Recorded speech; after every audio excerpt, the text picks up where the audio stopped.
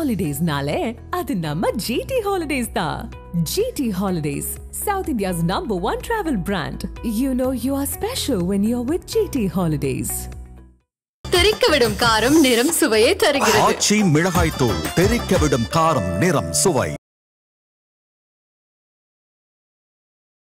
ஆதரணியர்களுக்கு அன்பு வணக்கம். ஆபரேஷன் சிந்தூருக்கு பிறகு அமெரிக்கா உள்ளிட்ட இந்த சர்வதேச நாடுகளுக்கு இந்தியானாலே கசக்குது அப்படிங்கிற அந்த ஒரு சிச்சுவேஷன் வருவதற்கு மிக முக்கியமான காரணம் அந்த ஆபரேஷன் சிந்தூர்ல நாம் வெளிப்படுத்திய அந்த போர் யுக்திகள், நம்மளுடைய போர் முறைகள், மிக குறிப்பாக நம்மளுடைய ஆயுதங்கள், இதெல்லாம் தான் மிக முக்கியமான விஷயம். ஆனாலும் கூட இப்போ இந்தியா அப்படின்னா கண்ணை மூடிட்டு வெள்ளை மாளிகையில ட்ரம்போ இல்ல சீன அதிபர் ஷி ஜின்பிங்கோ கண்ணை மூடிட்டு உட்கார்ந்தாங்கன்னா அவங்களுடைய நினைவுக்கு வரக்கூடிய ஃபர்ஸ்ட் விஷயமே என்ன அப்படின்னா பிரம்மோஸ். நம்மளுடைய பிரம்மோஸ் ஏவுகணை நம்ம நாட்டுடைய கிட்டத்தட்ட முதுகெலும்பாக தற்போது மாறி இருக்கிறது. அதே மாதிரி நம்மளுடைய எதிரிகளுக்கு சிம்ம சொப்பனமாக இந்த பிரம்மோஸ் ஏவுகணை மாறி இருக்கு. அதுக்கான ஒரு மிக முக்கியமான ஒரு ஆதார அறிக்கையாக சைனால இருக்கக்கூடிய ஒரு திங்க் டேங்க் வெளியிட்டிருக்கக்கூடிய ஒரு ஆய்வறிக்கையை பத்தி இன்னைக்கு பார்ப்போம். ஏன்னா அவங்க பிரம்மோஸ் ஏவுகணை தொடர்பாக பல்வேறு விஷயங்களை அவங்க வெளியிட்டிருக்கிறாங்க. எப்பவுமே நம்மை பற்றிய நம்முடைய மதிப்பீடை தாண்டி நம்மை பற்றிய எதிரியுடைய மதிப்பீடு அப்படிங்கிறது கொஞ்சம் கூடுதலாக சரியாகவும் இருக்கும் அப்படிங்கிறது அடிப்படையில் பார்த்தோம் அப்படின்னா அந்த திங்க் டேங்க் வெளியிட்டிருக்கக்கூடிய ஆய்வறிக்கையில் இருக்கக்கூடிய விஷயங்கள் என்னென்ன அப்படிங்கிறத பார்ப்போம்.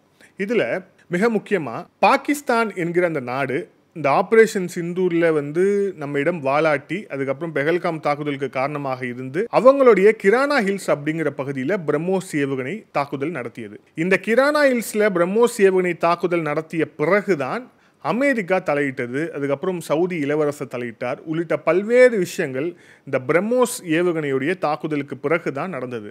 அதாவது ரெண்டு நாடும் சண்டை போட்டுக்கிட்டே இருக்கிறாங்க. மிக முக்கியமான ஒரு அஸ்திரத்தை ஒரு நாடு ஏவுச்சு அப்படின்னா ஐயோ இந்த போர் அப்படிங்கிறது நாம நினைத்ததை விட இன்னும் மோசமாக மாறப்போகுது அப்படிங்கிறதுக்கான ஒரு சிக்னலா அது இருக்கும். அந்த சிக்னலை கொடுத்தது நம்முடைய பிரம்மோஸ் ஏவுகணை.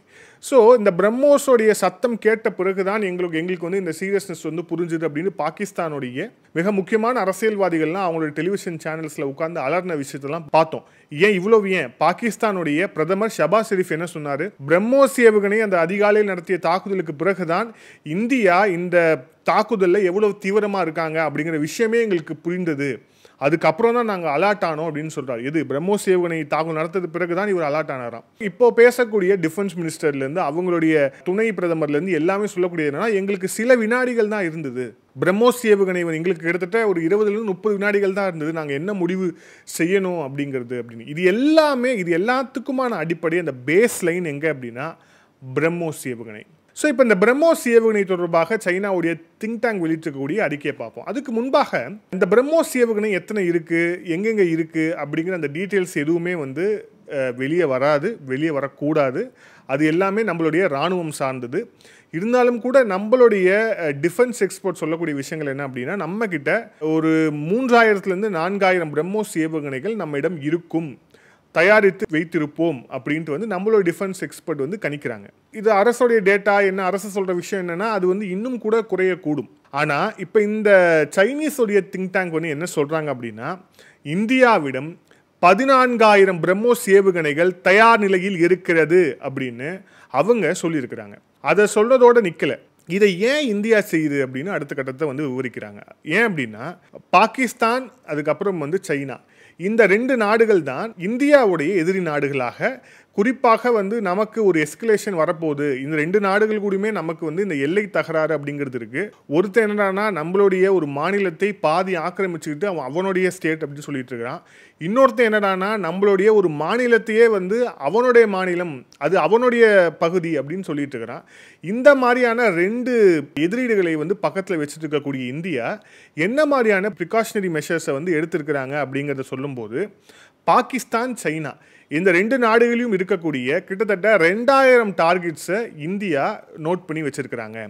2000 டார்கெட்ஸ் அப்படிங்கிறது என்னென்ன அப்படின்னா இராணுவ தளங்கள், கடற்படை தளம், விமானப்படை தளம், அப்புறம் அவங்களுடைய ஆர்மி ஹெட் குவார்ட்டர்ஸ், அப்புறம் அவங்களுடைய ஆயுத கிடங்கு இருக்கக்கூடிய பகுதிகள், அவங்களுடைய உளவு அமைப்புகளுடைய தலைமையகம் இருக்கக்கூடிய பகுதி அப்படின்னு சொல்லிட்டு கிட்டத்தட்ட 2000 டார்கெட்ஸ் இந்தியாவிடம் இருக்கு.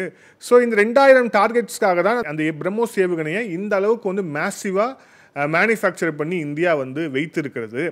அதே மாதிரி இந்த 2000 பகுதியை கிட்டத்தட்ட 14,000 பிரம்மோஸ் வச்சு அடித்தோம் அப்படின்னா கிட்டத்தட்ட 7 முறை இந்த பகுதிகளை அழிக்க முடியும் அப்படின்ட்டு அவங்களே வந்து கேல்குலேஷன்லாம் போட்டு பக்காவாக வந்து சொல்லியிருக்கிறாங்க அப்படிங்கிற அந்த ஒரு விஷயத்தையும் வந்து பார்க்குறோம். இப்போ இந்த எஸ்டிமேட் அப்படிங்கிறது சரியா அப்படிங்கிறத நாம் ஒரு அனலிட்டிக்கலாக பார்த்தோம் அப்படின்னா 2005 தான் நம்ம வந்து அந்த பிரம்மோஸோடைய ப்ரொடக்ஷன் வந்து தொடங்குறோம் அப்படின்ட்டு நினைவு. அதுவும் குறிப்பாக நம்மளுடைய ஹைதராபாத் அப்புறம் திருவனந்தபுரத்தில் இருக்கக்கூடிய நம்மளுடைய இந்த ஃபேக்ட்ரிஸ்லேருந்து தான் இந்த பிரம்மோஸ் ஏவுகணையோடைய அந்த ப்ரொடக்ஷன் அப்படிங்கிறது வந்து இருக்குது. இப்போ இதன்படி பார்த்தோம் அப்படின்னா கிட்டத்தட்ட ஆண்டுக்கு 100 முதல் 200 பிரம்மோஸ் மிசைலை வந்து அங்கே தயாரிக்க முடியும், அதோடைய கெப்பாசிட்டி அப்படின்ட்டு வந்து சொல்கிறாங்க. பட் ஆனால் இது எல்லாமே வெளியே சொல்லப்படக்கூடிய ஒரு டேட்டாஸ் தான். கரெக்டாக அவங்களால எவ்வளோ செய்ய முடியும், குறிப்பாக இந்த வெளியே ஒரு நம்பர் வருது அப்படின்னா இந்த நம்பருக்கு ஜாஸ்தியாக தான் அங்கே ப்ரொடக்ஷன் இருக்கும் அப்படிங்கிறத வந்து புரிஞ்சுக்கலாம். ஸோ அப்போ 2005னா இப்போ நம்ம 2025 இருக்கோம். கிட்டத்தட்ட 20 ஆண்டுகளாக இந்த பிரம்மோஸோடைய இந்த மேனுஃபேக்சரிங் அப்படிங்கிறது போகுதுன்னா அப்போது இந்தியா கிட்ட எத்தனை பிரம்மோஸ் ஏவுகணை இருக்கும் அப்படிங்கிறத நம்ம ஒரு கால்குலேஷன் போட்டாலும் நமக்கு வந்து எளிமையாக தெரியக்கூடிய ஒரு விஷயம். ஆனால் நம்ம எந்த கால்குலேஷன் போட்டு எந்த ஒரு ரிசல்ட்டுக்கு வந்து நம்ம டிரைவ் பண்ணி நின்னாலும் கூட அதை விட கூடுதலாக தான் நம்மக்கிட்ட பிரம்மோஸ் ஏவுகணை இருக்கும் அப்படிங்கிறது தான் நிதர்சனமாக ஒரு ப்ராக்டிக்கல் ஃபேக்ட் அப்படின்னு நம்ம எடுத்துக்கலாம். இப்போது லக்னோவில் இருக்கக்கூடிய ஒரு கம்பெனி, அந்த கம்பெனியில் நம்ம வந்து பிரம்மோஸ் என்ஜி, அதாவது நியூ ஜென்ரேஷன் பிரம்மோஸை அங்கே வந்து நம்ம தயாரிப்பை வந்து தொடங்கியிருக்கிறோம். இப்போது இதோடைய மேனுஃபேக்சரிங் அப்படிங்கிறது என்ன சொல்கிறாங்க அப்படின்னா இது வந்து 100 பிரம்மோஸ் ஏவுகணையை ஆண்டுக்கு தயாரிக்கும் அப்படின்னு சொல்கிறாங்க. இப்போ இதோடைய மேனுஃபேக்சரிங்கை கிட்டத்தட்ட 300 வரைக்கும் ஸ்கேலப் பண்ண முடியும் அப்படின்ட்டு வந்து சொல்கிறாங்க.